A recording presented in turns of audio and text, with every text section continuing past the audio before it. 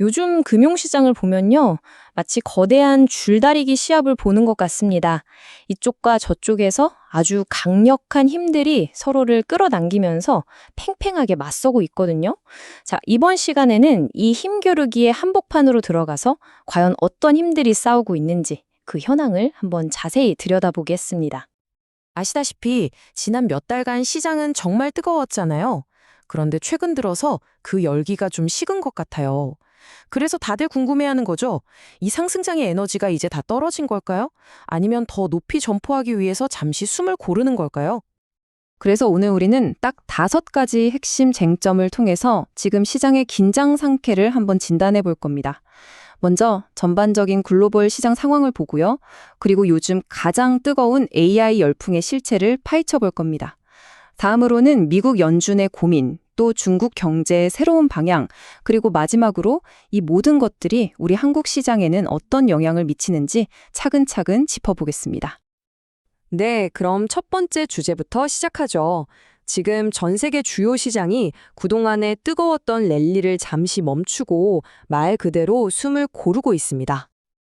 여기 보시는 것처럼요, S&P 500이나 코스피나 모두 정말 가파르게 달려오다가 지금은 딱 멈춰서서 주춤하고 있죠. 마치 등산할 때 가파른 언덕을 다 올라와서 정상에서 잠시 숨을 고르는 그런 모습이에요. 투자자들은 지금 자, 이제 어디로 가야 하지? 하면서 일단 지켜보자는 관망세로 돌아섰습니다. 시장의 다음 방향을 놓고 큰 싸움이 벌어지기 전에 잠시 전열을 가다듬는 단계라고 볼 수 있겠네요. 특히 우리 코스피 지수가 4,000포인트라는 아주 중요한 저항선 근처에 딱 막혀 있습니다. 왜 이 선에 시원하게 못 뚫고 있을까요? 그 이유는 바로 밸류에이션 부담 때문입니다. 이게 무슨 말이냐면 쉽게 말해서 주가가 기업이 버는 돈에 비해서 너무 비싼 거 아니야? 하는 걱정이 시장 전체를 짓누르고 있다는 거죠. 이 벽을 뚫고 한 단계 더 올라가려면 뭔가 아주 강력한 한방, 새로운 성장 동력이 필요한 상황입니다. 자, 두 번째 핵심 충돌 지점입니다. 바로 AI를 둘러싼 엄청난 기대감과 이게 혹시 거대한 거품은 아닐까 하는 공포가 정면으로 꽝 하고 부딪히고 있는 상황이죠. 바로 이 질문이 지금 기술주 투자자들의 마음을 가장 흔들고 있는 질문일 겁니다. AI가 세상을 바꿀 엄청난 기술 혁명이라는 건 알겠는데, 과연 그 기대감이 지금 주가에 너무 심하게 반영된 건 아닐까 하는 의문이죠. 시장의 시각은 정말 극과 극으로 갈립니다. 한쪽에서는 AI는 미래를 바꿀 혁명이야 라면서 로켓에 올라타고 있고요. 다른 한쪽에서는 이거 2000년대 닷컴 버블이랑 똑같아. 곧 터질 거야 하면서 추락을 경고하고 있습니다. 여러분은 어느 쪽이 맞는 것 같으세요? 이 사례 하나가 지금 시장의 복잡한 심리를 아주 잘 보여줍니다. 데이터 분석 기업인 팔란티어가 시장 예상을 훌쩍 뛰어넘는 실적을 발표했어요. 보통 이러면 주가가 막 올라야 정상이잖아요. 그런데 오히려 주가가 뚝 떨어졌습니다. 왜 그랬을까요? 투자자들이 실적 좋은 건 알겠는데 주가가 이미 너무 비싸 라고 생각했기 때문이죠. 이처럼 아무리 좋은 소식이 나와도 고평가라는 두려움 앞에서는 맥을 못 추는 게 요즘 시장 분위기입니다. 그런데 여기에 영화 빅쇼트의 실제 주인공으로 유명한 마이클 버리가 찬물을 확 끼얹습니다. 그의 주장은 이거예요. 빅테크 기업들이 AI 서버 같은 비싼 장비를 사놓고 회계 장부에는 실제 수명보다 더 오래 쓸 수 있는 것처럼 기록한다는 겁니다. 예를 들어 10년 쓸 수 있는 기계를 20년 쓴다고 계산하면 매년 들어가는 비용이 절반으로 줄어 보이겠죠? 그럼 이익은 더 커 보이고요. 이게 바로 AI 열풍 뒤에 숨겨진 회계적인 착시일 수 있다는 아주 날카로운 지적입니다. 자, 다음 주제로 넘어가 보죠. 세계 경제의 운전대를 잡고 있는 곳이죠. 바로 미국 연방준비제도, 연준입니다.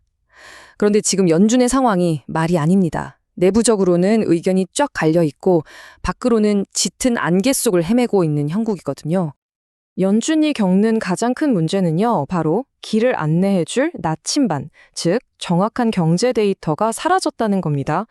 얼마 전 미국 정부가 셧다운되는 바람에 시원의 고용지표나 물가지표 같은 핵심 데이터가 제대로 집계되지 않았을 수 있다는 경고가 나왔어요.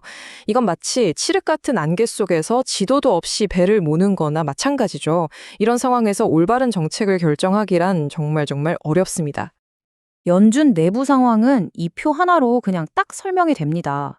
한쪽에서는 경제가 나빠지니 빨리 금리를 내려야 한다고 주장하는 비둘기파가 있고요.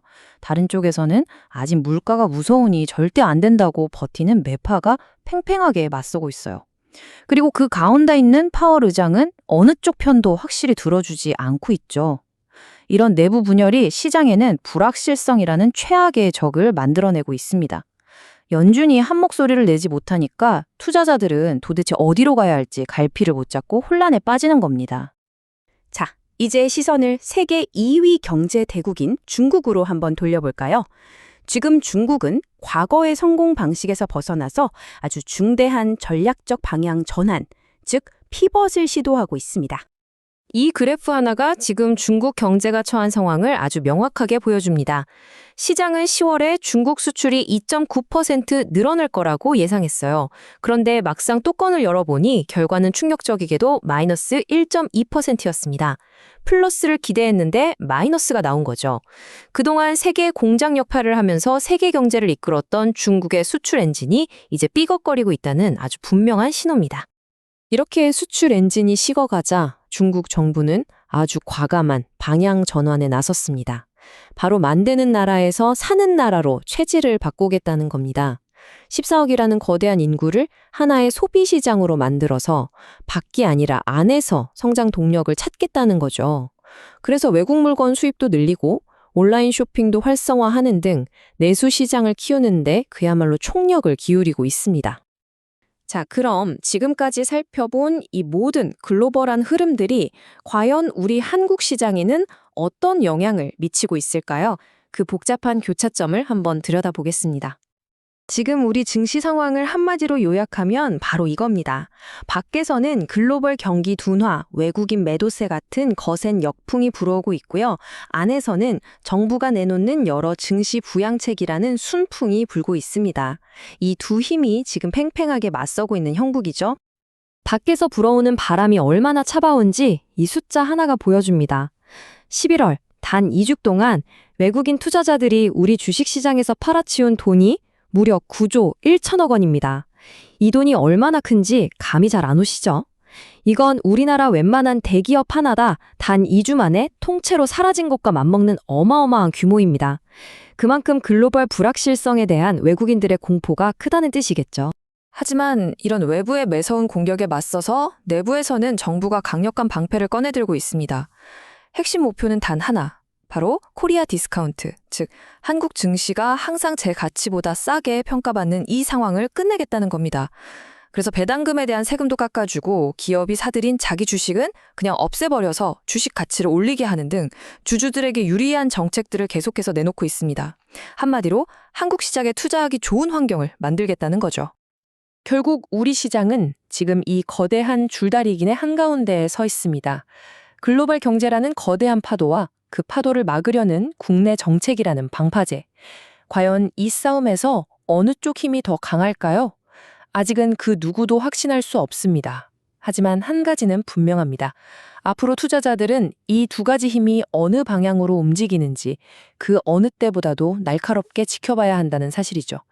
여러분은 이 줄다리기에서 과연 어느 쪽이 이길 거라고 보시나요?